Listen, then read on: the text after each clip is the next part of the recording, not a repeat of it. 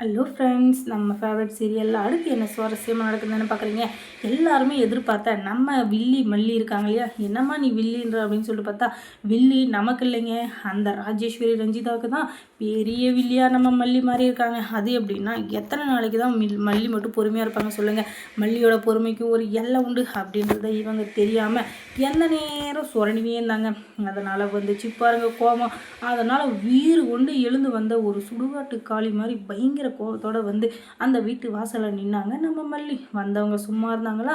இவங்க 2 பேரும் மல்லியை பார்த்த உடனே அதிரி போயிட்டாங்க. எப்படி பாண்டிய மன்னன் வந்து கண்ணகியை பார்த்து அதிர்ந்து போனாரோ அந்த மாதிரி, என்னடா இவ இவ்வளோ கோபத்தோடு வந்திருக்கா அப்படின்னு சொல்லிட்டு பாண்டியம்மன் எப்படி வீறு கொண்டு அவளை பார்த்தாரோ அதே மாதிரி தான் இவங்க 2 பேரும், என்னடா இது இவ வந்து இங்கே நிற்கிறாளேன்னு சொல்லிட்டு வீறு கொண்டு பார்த்து நிற்கிறாங்க. அதுக்கப்புறம் எதுக்காக இங்கே வந்த அப்படி இப்படின்னு சொல்லிட்டு கேட்க 2 பேரையும் பொலிர் 4 நாள் வைக்கிறாங்க.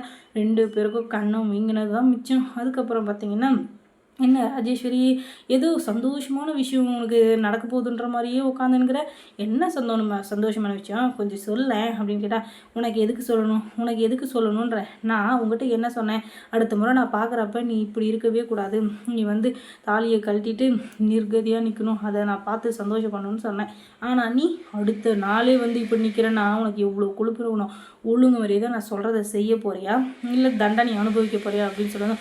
என்ன தண்டனை, எதுக்கு தண்டனை, நீ யார் முதல் எனக்கு தண்டனை கொடுக்கறதுக்கு, உனக்கு தான் நான் தண்டனை கொடுக்க போகிறேன். இத்தனை நாளாக எங்கள் வாழ்க்கையில் இருந்த சந்தோஷத்தை கெடுத்த பற்றியா, அதுக்காக நான் தான் உனக்கு தண்டனை கொடுக்கணும், அதுக்காக தானே வந்திருக்கேன், ஏன் அவசரப்படுறேன், இல்லை நான் இப்போ கொடுக்க போகிற பேப்பரை கொஞ்சம் பாரு, அதை பார்த்துட்டு அதுக்கப்புறமா நீ என்ன பண்ணணுமோ பண்ணிக்கோ, அப்படி மட்டும் நீ இப்போ அதுக்கு பதில் சொல்லலை. அதுக்கப்புறம் போலீஸ் இந்த வீட்டை தேடி வருவாங்க.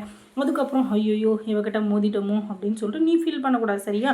என்னதான் இருந்தாலும் நீ வீட்டுக்காரோட முன்னாள் அக்கா வச்சேன், முன்னாள் அக்கா நீ ஏன் சொல்கிறேன்னா, நீ செத்தே ரொம்ப நாள் ஆச்சு. ஏன்னா என்னைக்கு என் வீட்டுக்காரர் நீ வந்து வீட்டை விட்டு வெளியே போ அப்படின்னு சொல்லிட்டு கழுத்தை பிடிச்சி நீ தள்ளினியோ, அன்னைக்கே நீ யாரோ நாங்கள் யாரோ, நீ செத்துட்டதான் நினச்சி தான் நாங்கள் இத்தனை நாளாக வாழ்ந்துட்டுருக்கோம். ஏன்னா நீ அந்த அளவுக்கு எங்களுக்கு கொடுமை பண்ணியிருக்க.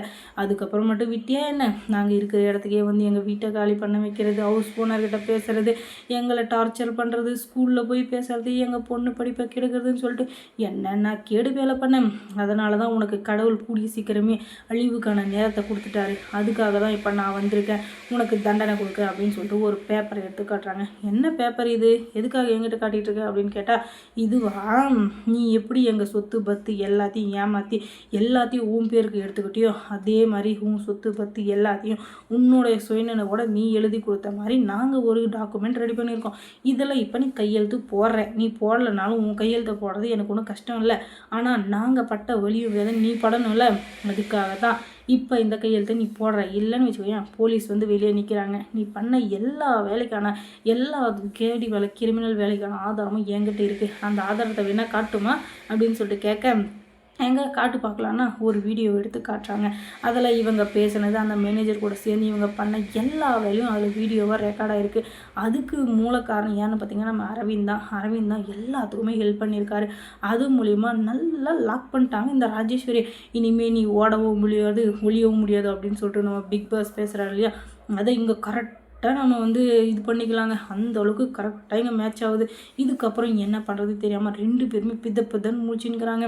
இந்த ரஞ்சிதாவை பார்க்கணுமே, ஐயோ நம்ம எதுக்காக இத்தனை நாள் இந்த வீட்டில் இருந்தோமோ அதுவே வேஸ்ட் ஆகிடும் போல இருக்கு. ராஜிமா மட்டும் ஜெயிலுக்கு போயிட்டாங்க. அதுக்கப்புறம் நமக்கு ஒரு டீ குடிக்க கூட ஒரு 10 ரூபாய் யாரும் கொடுக்க மாட்டாங்க. அதுக்கப்புறம் நம்ம யார்கிட்ட போய் கேட்குறது, கடவுளே எனக்கு இப்படி ஒரு நிலைமையா அப்படின்னு சொல்லிட்டு அவளுக்கு ஒரு ஃபீலிங்கு, ஆளுக்கு ஒரு ஃபீலிங்னா இவளுக்கு ஒரு ஃபீலிங்கு. ராஜேஸ்வரி எப்படா சொத்து பத்தாலும் நம்மளை விட்டு போயிடுமோ அப்படின்னு சொல்லிட்டு அவள் ஃபீல் பண்ணுறா. அது வேணால் ஒரு அர்த்தம் இருக்குது. ஏன்னா கம்பெனி, வீடு, சொத்து, நிலம் அப்படின்னு சொல்லிட்டு ஏகப்பட்டதாக கோடிக்கணக்கில் இருக்குது. அது போனால் கூட கொஞ்சம் ஏதோ கவலைப்படலாம். இவளுக்கு ஒரு டீக்கும் ஒரு பண்ணுக்குமே இவளுக்கு ஃபீலிங்காக இருக்குன்னா அது எல்லாருக்கும் சிரிப்பு வர்ற மாதிரி தான் இருக்குது. அவள் எப்போ பார்த்தாலும் இந்த மாதிரி ஏதாச்சும் ஒரு காமெடி பண்ணுறன்ற பேரில் நம்மளை கடுப்பேற்றிட்டு இருப்பா.